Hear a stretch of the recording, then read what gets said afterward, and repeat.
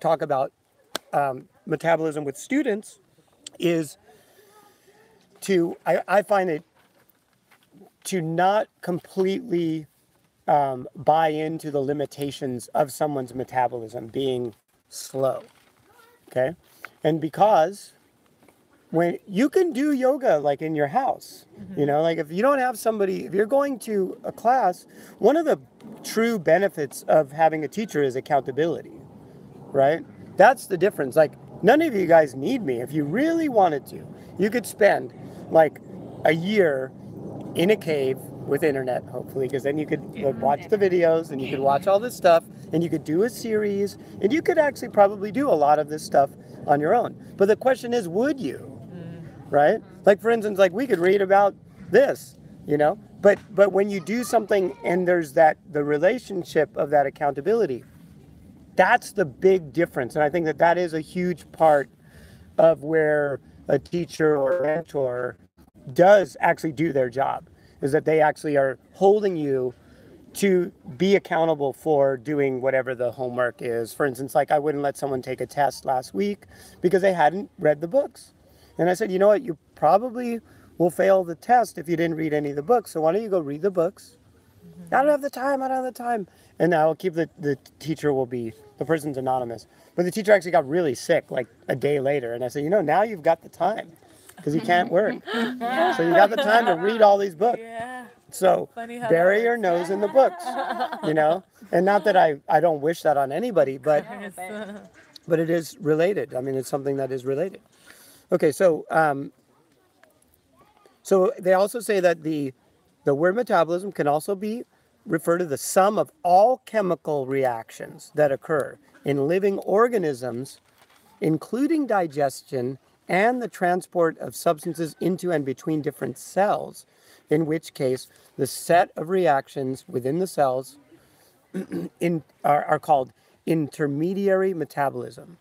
Okay, now that gets a little bit kind of like jargonish, like it's a lot of jargon, but the whole way your body produces energy, okay, the way that your body does take and consume food, fuel, and convert it into energy, and how it also can eliminate its byproducts of this production are also going to be what will produce the amount of energy your body can produce, and also perhaps is related to whether someone gains more fatty cells or not, right? The faster metabolism, generally speaking, will not have as much propensity to gaining fat, okay? That is true.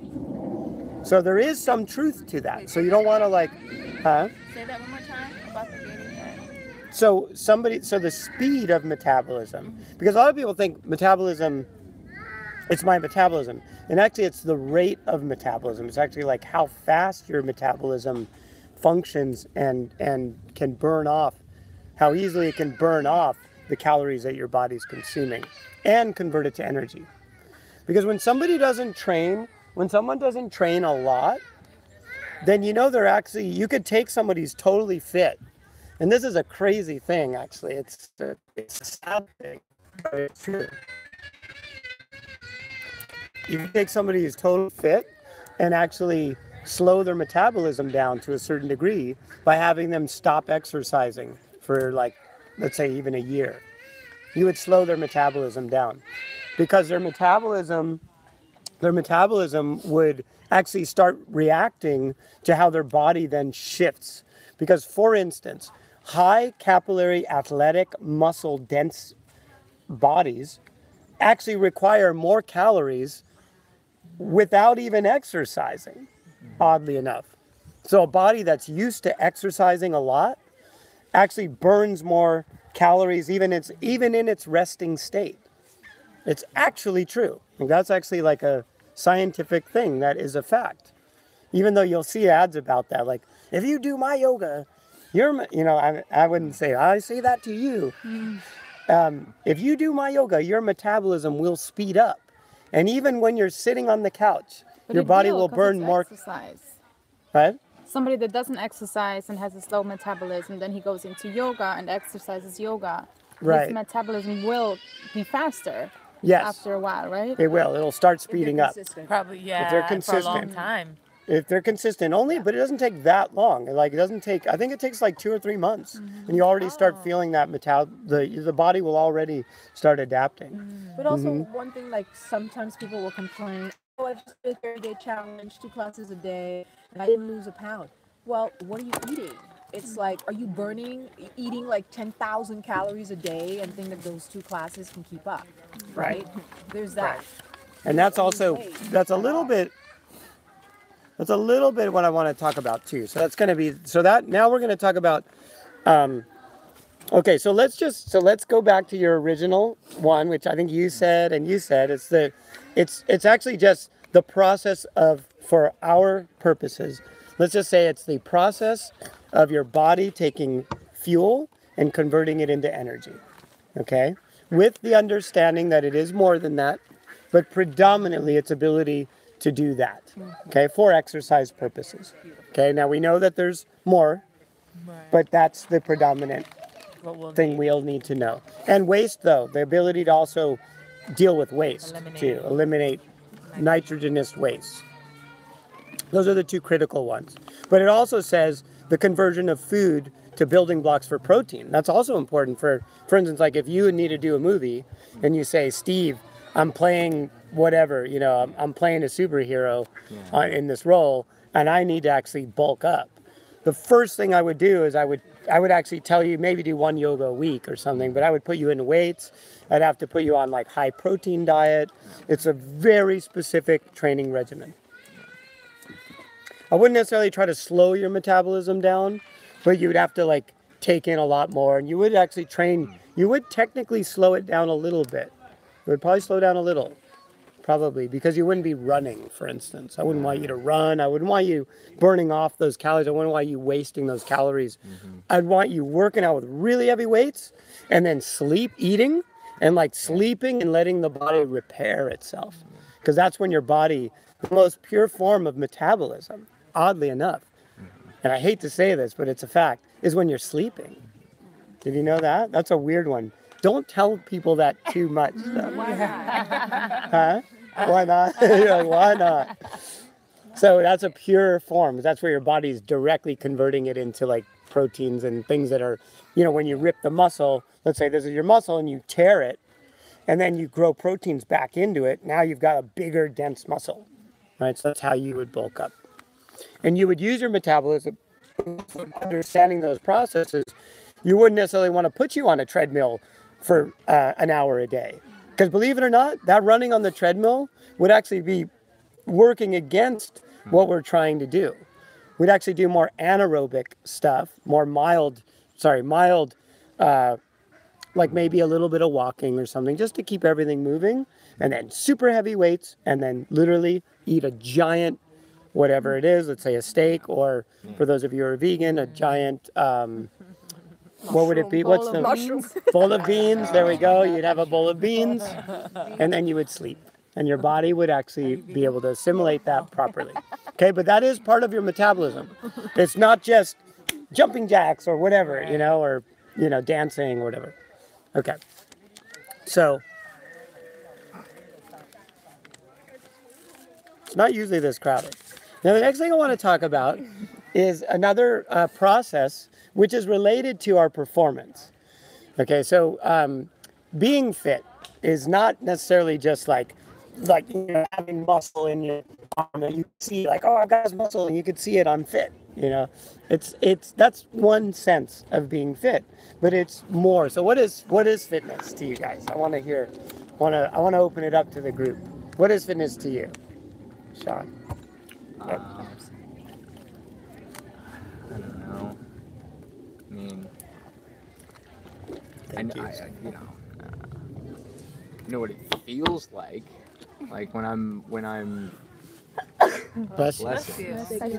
Like, I've been big before, but I considered myself to be the most fit when I was able to like just climb up trees and walk along limbs without having to hold on to anything, because I had like balance, and there was like a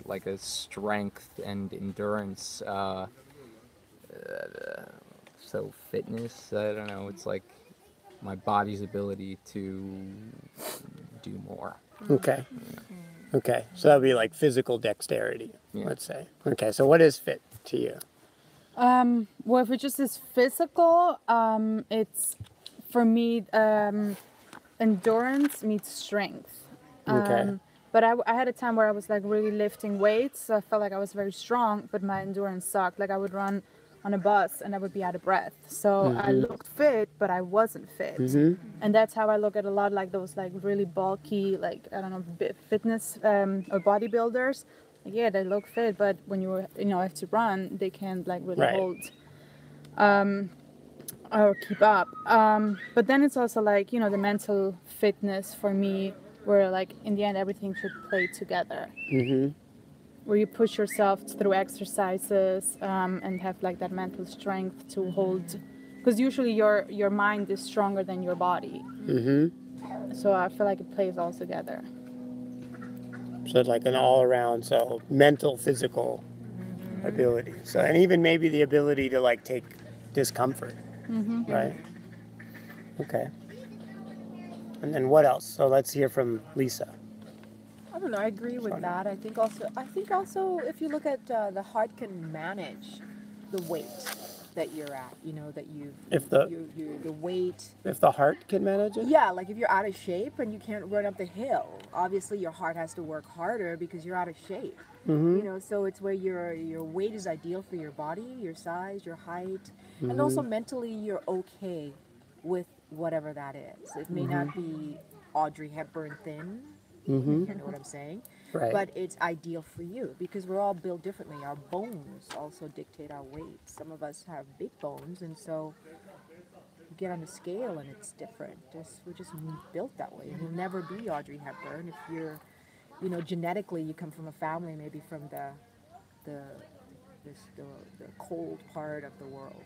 Your bones were built a certain way for you to deal with that. So I didn't think about it in that regard, but looking okay. at, and being like mentally okay that, you'll never be that no matter how much yoga or weight training or whatever you do.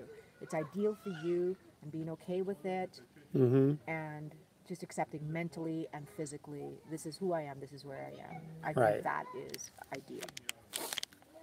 So I think, and does anybody have anything to add to that? You don't want to share anything else? Flexibility is a part of fitness. Being Okay. mobile, mobility. Mobility. That's the one word to very It's a good one. important for me when I think of being fit, because I've been into weightlifting too and injured myself, and so then how fit are you when you're unable to move your shoulder blade in a certain way? Right. So I think just overall functioning Right. on optimal levels. Yeah. I agree. For Yeah, you, and I think that an individual, right. but all systems, even your heart, exactly. pumping and Yeah. taking care of the inside too with food. That's why I think just feeling celebrity in more America is so unhealthy because you look at, someone and that's what you aspire to be, but your body is like, dude, I can't ever be that. Right. That's not how I'm built. You know what I mean? And I do think there is some, so like as teachers, there is some truth to this. And we're going to talk about actually one of the topics, which you'll see are the doshas. And we're going to talk about that as well. So what's interesting though, is how many of us agree that fitness isn't necessarily like being super ripped or something, right? It's not just that. That is an idea. I mean, you can look at somebody and get an idea as to how healthy they are by looking at them and seeing, like, for instance, if they really never exercise at all, you can usually tell.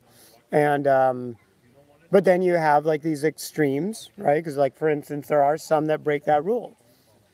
Like I have a friend, I call him Billy the Mountain, and doesn't look fit at all, but he can mountain bike circles around me. As a matter of fact, he's one of the guys who taught me how to kite surf, and he's like a big husky guy. So under that fat, like he's got a little layer of fat, he's got a belly, he's got like a beer belly because he drinks beer. But under that, he's actually like solid muscle, and his heart is strong, and his lungs, and his cardiovascular, and even his metabolism, his body's ability to regenerate and take food and heal itself and all that is really high. Right. So even though if you saw him, you'd think like he was, like he looks like a truck driver or something, but he's actually really quite fit, actually. And there's that skinny fat too. And then there's, someone's skinny, that doesn't mean that they're optimum. maybe not at all. So there's an idea of that. There is an idea. And so really you have to actually look and then put somebody through some paces. And then you make your decision. So when you're working privately with somebody, you would work with them and decide what their fitness level is. And again, and it's up to you. You don't even have to share it. Like you can go, definitely a 6. Or, scale of 1 to 10, I would rate this person at this point. They were not able to touch their toes, their flexibility. So always look at these different factors. Okay, so being fit is not necessarily only whether they're thin or fat, right? It's more. Yeah. It's more. There's strength, there's conditioning, there's endurance, right? There's dexterity, balance, right? Flexibility, right? Speed, how fast they are, right? Like how quickly could they actually? And then their brain too, like are they mentally fit? Because if you ever feel depressed, you're probably not going to perform very well, right? And we It's have another all that in factor. yoga, right? We cover all those things. We cover People will almost get all of those people things. The only thing much. yoga is not good at is building bulk. That's the only thing. If you're building bulk, if you're trying to build It's not the and you right. come to yoga, go to the gym, lift weights. I'm always honest about that. I tell people. What about partner yoga? I mean, if you're, Start lifting a person. it's very specific though. Like, Pressing or. yeah, if you're, but nobody does that. I mean, Yeah. Some couples do. It's adorable. yeah, if you do that, Yeah. if you do that, that's fine. I mean, you could probably, but you know what? Believe it or not, you'd still probably be better off Totally. lifting Going to the weights. Awkward. Yeah, like let's be real about it. Yeah, like it's cute. It's fit. It's fit though, but it is right. Okay. All right. So Just adding humor. That's me. yeah. Hi guys. Class clown. All right. So when we look at these different elements, right? These different elements of fitness, you know that there are a few different things that we also want to think about as far as our body's ability to convert fuel to energy. So there's actually like another thing, which a lot of us think like, well, I'll eat food and I'll exercise 20 minutes a day, every day, and I'll get fit from that. And I'm going to burn off this fat. And believe it or not, that may or may not work very well. You might have to actually work out longer. Okay, because studies show there's this thing called ATP shift. Now I'm going to read it to you because honestly, I don't remember all the exact names, but I'll read it out to you and then I'll put it, what I try to do is give you the facts and then put it into real world terminology. Because it is like, it's weird even for me, like triphosphate and this and that, nitrogen and glycogen and all this stuff. So I'm going to explain it and then we'll talk about it in real world. So when extreme training exists for longer than 30 seconds, a shift of energy source occurs. Adenosine triphosphate, also known as ATP, is that immediate source of energy within the cells of our body for activities such as high velocity, let's say running, sprinting from here to that white car over there. Okay, that would be that very quick ATP. After a short time though, it then becomes adenosine diphosphate or ADP.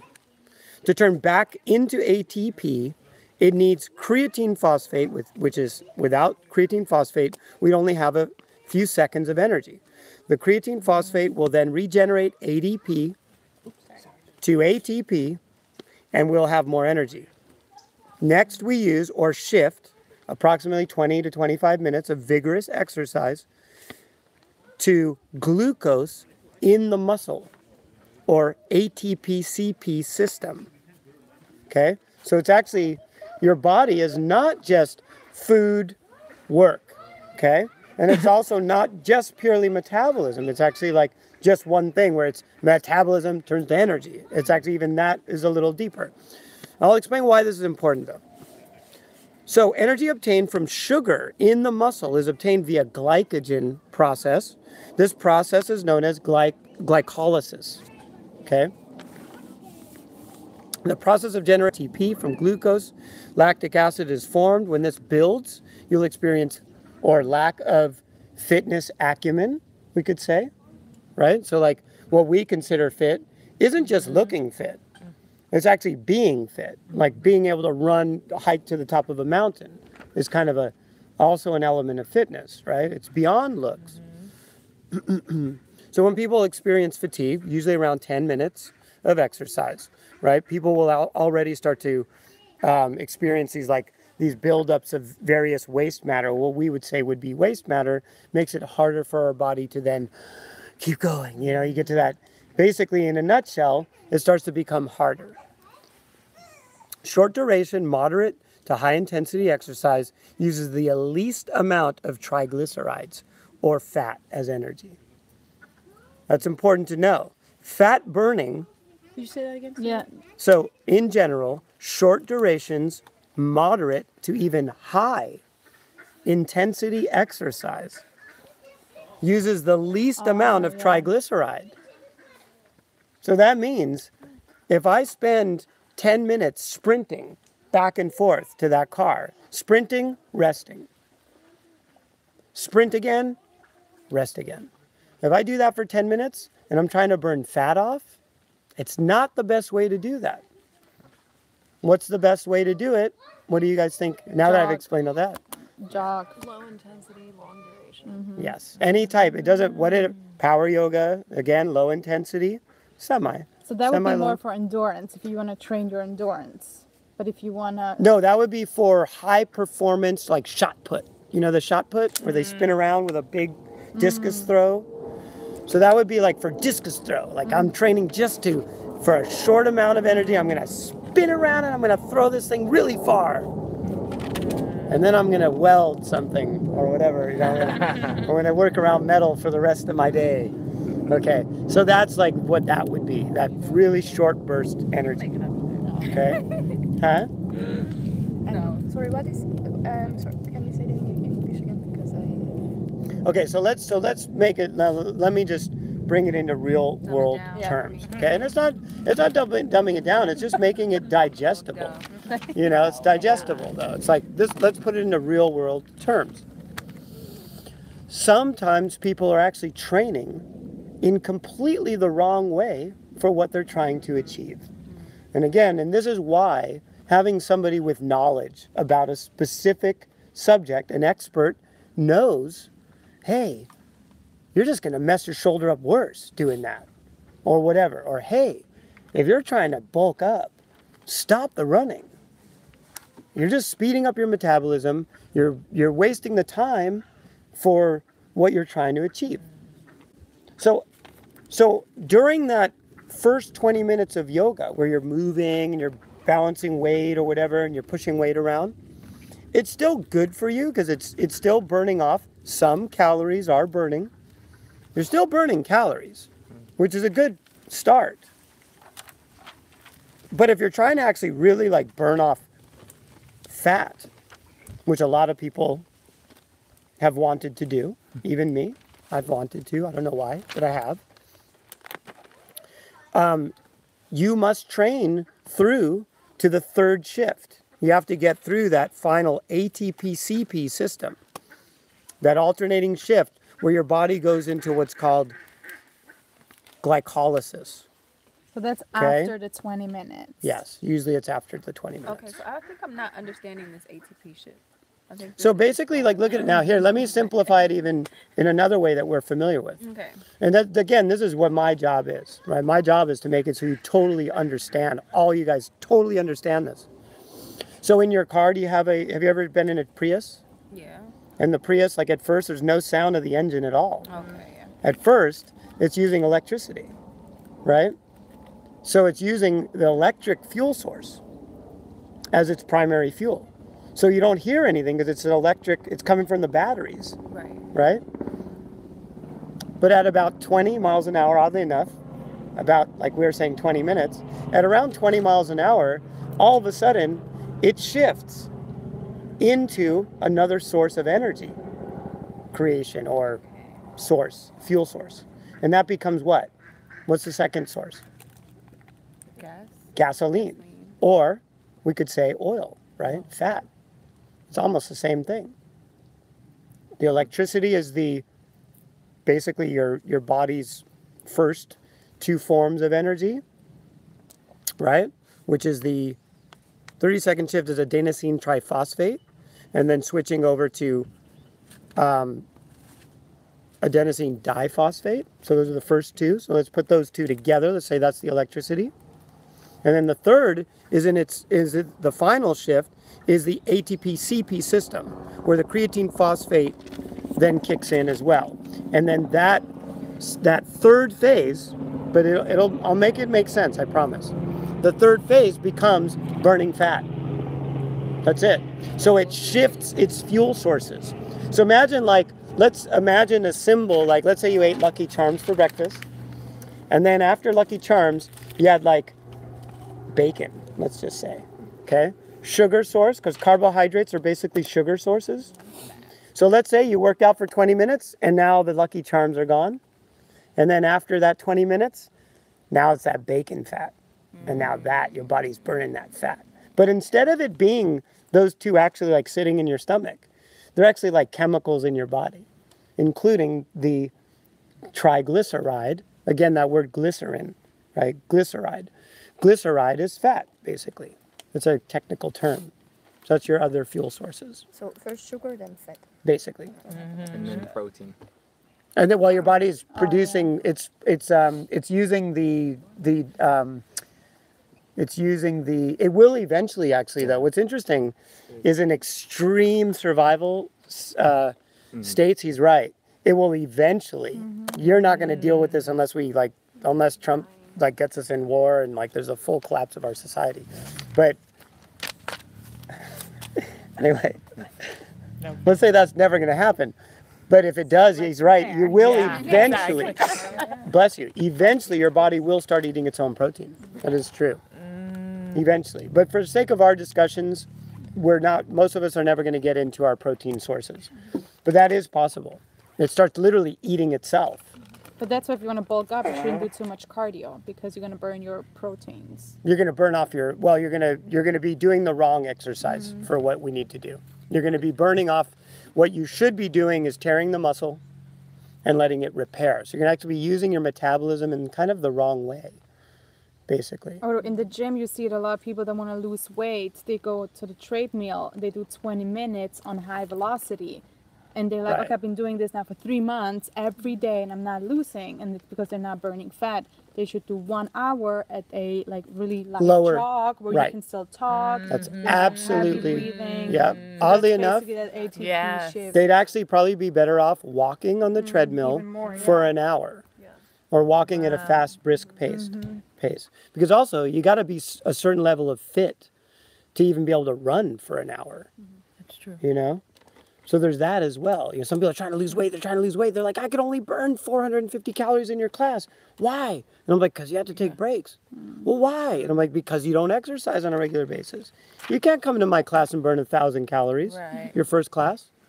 That's You only can't. if you're consistently working out. It's probably possible, You could. right? To You burn could. up to 1,000, Yes. but you have to be optimally, basically in prime shape. Zach Book burned 1,050 calories in my class. But he had been training with me off and on for a couple of years. How do you gauge Yeah. that? Or how do you... Apple Watch. Wow. But that's endurance for the No, he was doing yoga. Believe it or not, running and power yoga are the same caloric. They're the same, they measure the same. Yeah, running's about 500 calories per hour, and power yoga, vigorous power yoga is about 500 calories per hour on average. So the average person About the burns same. how much in a power class? About Like 500 no, in my class, actually it's interesting because we measured the Hot 26, about 350 in Hot How 26, do you about measure that? iPhones. So you iPhone. looked at it Fitbit? looked it up online? No, I I test have my the- students. So Apple you Watch. They did an wear hour it. ago, right? That was an hour. 1 hour. They're 500 per hour. The average in power yoga was 552. The average in Hot 26 was 300 and it was like 355. So wait, you taught a class and you guys tested it? Is that what? Oh you did? yeah. So were they pushing through? Because in the Hot 26 you have to push pretty hard. Hot 26 typically burns less calories for some reason. It just depends. Without the vinyasas. It depends though. On average it out. Have your students Because test it's it. hotter, it should be hotter. I'm neutiral with it because remember I'm selling both. But I will tell you that Hot 26 generally burns less calories than power does. Vinyasa. Which one is the one that... Because movement, I'll tell you why. For sure, it's more static. Yep. How much? Static burns less. 350. Still pretty But if good. someone is like going Per like hour, there's every so many day or probably whatever, try to then it's run. more. Probably not. It's about 350. About 350. Just But because the we one said we if did someone today is is power yoga. That's power. That's going to be somewhere around, today was an hour and a half, so it's going to be about 750. That's what we're averaging. Now again, this isn't Steve's opinion. I want you to know. What I do is I have students wearing the meters. and we measure it because, you know, a lot of my influence comes from basically from my dad, who was a Marine. And so they're the ones who test more, it. Though, not to argue the point. Okay, just because you're it's my entitled. training. You're But I entitled. will say, We've tested like, it. it's not, but it doesn't get as hot as it should be at Earth. Tested as hot across. as the hot 26 should be at Earth. Now we agree. With Okay, that, whatever. though. I don't. Like I've said. It doesn't get as hot as it should Yeah, but if you be. did power yoga and more heat, the power yoga would still burn more. But then I the know static this from a punches fact. Need more heat because you're holding them. You know they need more heat. There is no studio that teaches it with the same heat as the power. But at Earth, it is Just the less. facts. It I'm just is. stating the facts. I wish I was teaching that class though, that you took that little thing on. Well, I've tested it across a few other. I've tested it across a few other ones. Actually, I think the teacher had done your class. Believe it or not, I'll check. I'll check. Really? Yeah, I send people in. I mean, I do. I send people in. I don't tell you, hey, by the way, so and so's wearing a I watch. feel like my class gets as hot as it needs to be at Earth, but I won't argue the point. I will agree with you that static is not going to burn as much as possibly. But he wouldn't have a direct. Do you think he has a direct relation to that? I don't know about that. I'll tell you what it Because is. it's hotter. I don't think you I'll would tell you what it is. have more calories. Standing in one place burns less calories than moving through space. But you're not just standing there. I know, but there's muscular anaerobic activity, but non-aerobic activity burns less calories than physical movement aerobic does, generally I agree, speaking. but That's I don't all. know if it's as little as you say, but I'll let it be. I'll let it be. There might be somebody somewhere that burned 500 calories in a different class. I mean, there's more to it, you know. There's more to it. There's more to it. So a person that's burning like 1,000 in a power yoga class, are they doing like the highest level of? They're pushing. Yeah, they're pushing. They're through it pushing. really Just are hard. vigorously with a lot of energy doing Yes. every chaturanga. Yeah. Yes. Yeah. You got to be fit Stronger. to Yeah, burn if you 1,000 really- calories yeah, and you can in a do more. class. You have to be somewhat fit Yeah. to even do that. Right, Because someone who's not fit, their systems will lock them down. Okay, so like what will happen is the muscles will cramp up, right? Or they'll get a headache and they'll pass out. Right. Something will give. Something will break. You know, there will be a system. One of their systems, they'll get short of breath. They might faint, right? There are things that could happen. Okay, so. I want to test. Can we each test ourselves? Yeah, you guys can test them out. I mean, I've done it through so many. I've done it for years. I've actually tested yoga before the iPhone, before the Apple Watch. I actually bought a meter, a chest strap. Yeah, you put on your chest, and that was also like a highly accurate device. And I put it on athletes and different people, different fitness levels. They still averaged 155 beats per minute of the heart, which is well above cardio. So like it's real. Like it actually, the good news is that even the Bikram style, the Hot 26, still has cardio in it. Actually, the heart rate still stayed around 130. A little bit less than power, but still aerobic, oddly enough. Still like heart-wise, still very heart healthy. Yeah. Okay? I agree. So what this tells us is 8-minute abs is still good for your abs, but it isn't going to burn a lot of fat. It's not going to burn off fat. You could eventually starve fat off. And that's that brings us into our another topic. Okay? But that's different. That's diet. And diet is important, and we'll talk a little bit about that. Luckily, none of us are hungry right now, right? Yeah. No. You are? I have my snacks. Oh. You ate a burrito. You had a burrito? Half of a burrito. In a nutshell, the longer Wow. duration, more steady, you're saying, the more fat you burn. Yes. If you want endurance, however, you sprint. No. Opposite. Endurance is sustained effort for a long duration of time. That's what endurance is. Right. If you want performance, for what I call specific performance, for instance, shot put or discus throw, then you would do that specific performance. And what you would be building is what's called fast twitch muscle fiber, because it gets complicated. There's also, not only are there different sources of energy, and not only are there different types of bodies, and different speeds of metabolism. There's also different muscle fiber within each muscle. There's there's different types of muscle fiber. So like the way your body adapts to running long distance, it builds type 2 muscle, a higher capillary density muscle specific for running. And the muscle you build for shot put is actually a high performance muscle. It's actually a different it's a different type of muscle. It's a different strand. The muscles have different strands built within them. Okay, so you would be building performance muscle, and even the sheath of the nervous system will adapt to that high performance mechanism of throwing that discus throw, or bless you, or jumping, or high jump, or whatever it is. A high jump is a perfect example.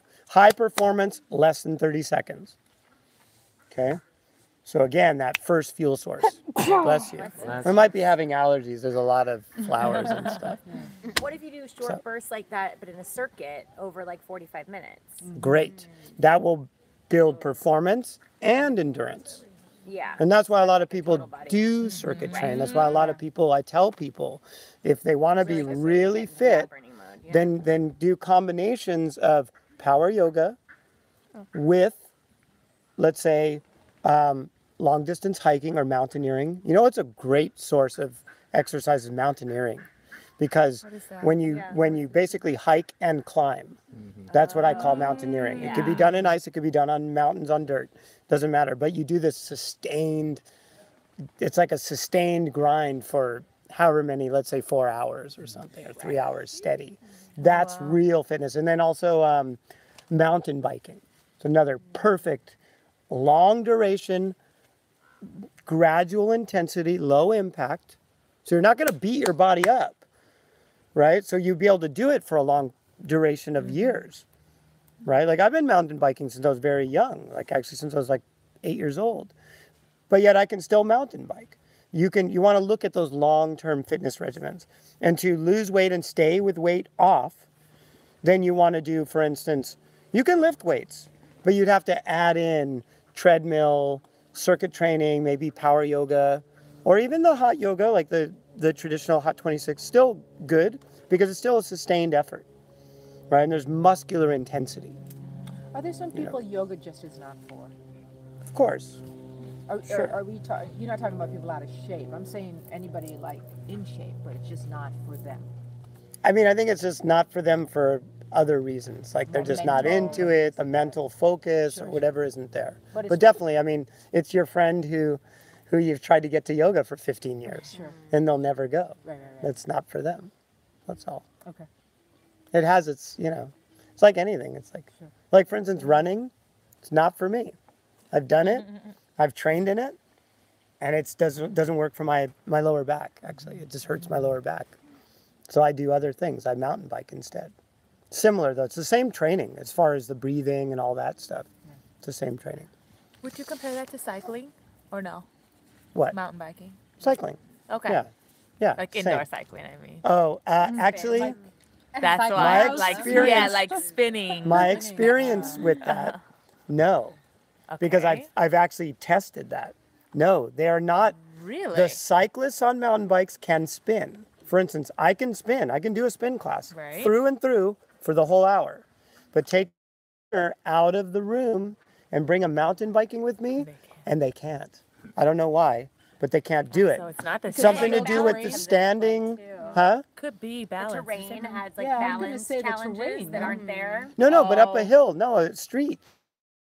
Like running on a treadmill is easier than running outside. Mountain biking is harder. No, I didn't even take them on a trail. I took them up Kherson. I have certain standard like litmus tests for testing fitness because it's just what I do.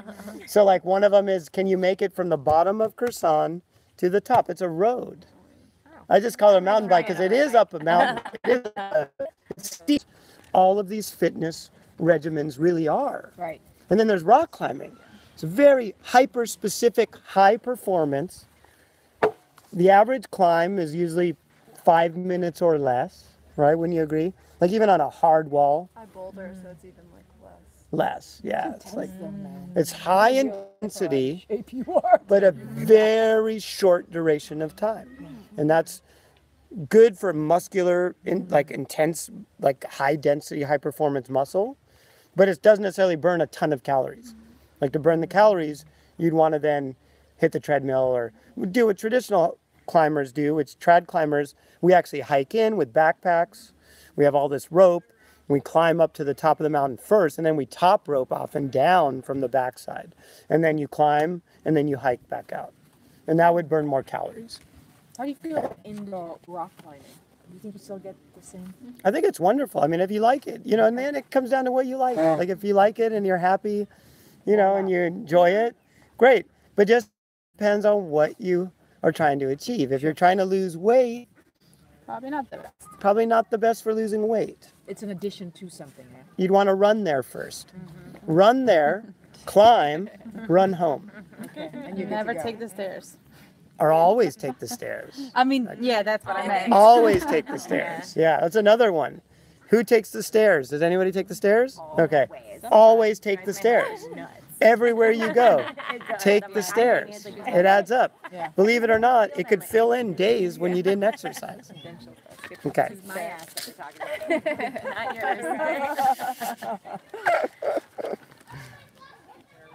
But some All right. people actually have a slow metabolism, and that's like a genetic thing. Is some genetic propensity. Yes. But that's there not is. the usual, like 90% of the people have normal metabolism. I don't know what the percentage is, but I would say most people, their metabolism, it wouldn't matter if they exercised a lot. Well, It would yeah. help them to lose weight. Or if they have hormonal problems. Now, there's one, which we're going to get to. I'll get to that. There is a hormonal thing that could occur where, for instance, somebody who's pregnant, that's one for sure. Your body wants to gain weight, and some more than others. Right? There's that.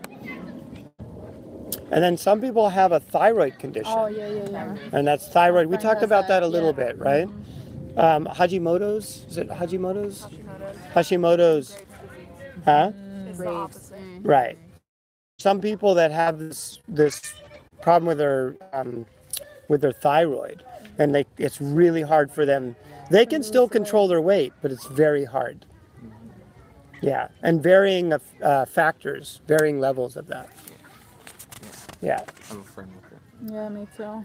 Okay, so a simple example is skiing downhill fast, sprinting, gives you 80% ATCP, glucose, 20% aerobic or triglyceride, versus cross-country skiing or long-distance endurance running would give you 0% immediate store, 5% lactic acid ATP, CP, and 95% would be burning the fat, right? Because when you run for 2.5 hours, the first 20 minutes, does that make sense or no? Yeah, I'm like, Okay. I'm like reading myself. I'm like, is this gonna be on the test? Because for some reason I cannot translate everything. Yeah, that me you neither. It's said. okay, don't worry about it. Don't worry about that. But do you understand But I the understand. basic fuel sources? Basic fuel source. One is, what's the first one? I don't know. ATP. Sugar. Okay. Sugar. ATP, Let's just make it simple. Sugar and fat. Just keep it simple. Okay. For us. Okay. That's what we need to know. Fuel. Okay? That's what you need to know. Don't worry about all the adenosine triphosphate and adenosine diphosphate. Don't worry much about that. Just know that you did cover this topic. Yeah. Okay. I will highlight this page. That's my job, is to make it simple and And sugar hard. is the first shift, and fat is the third. Basically, yes. There's two, and it's actually but yes, let's just say sugar, then fat. Sugar than fat. What would the Your Lucky percentages Charms sitting on top of your bacon? of a bacon or whatever, or